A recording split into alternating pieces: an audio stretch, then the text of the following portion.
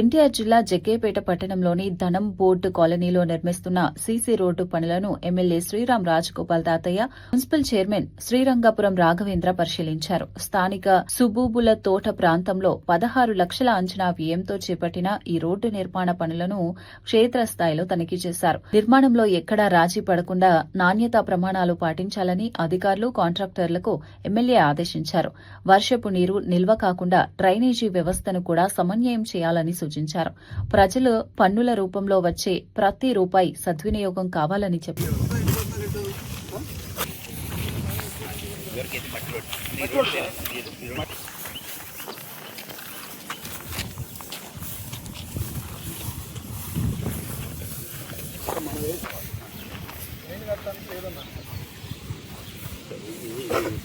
ఇక్కడికి వెళ్తానికి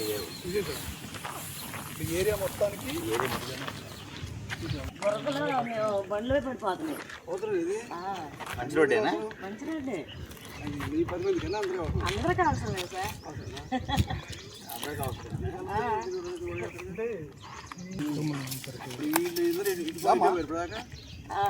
అందరం ఇచ్చే సార్.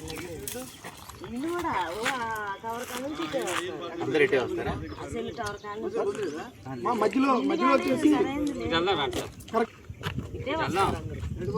రోడ్డు ముందుకు రాన్న అన్న. ఇంకో రోడ్డు కూడా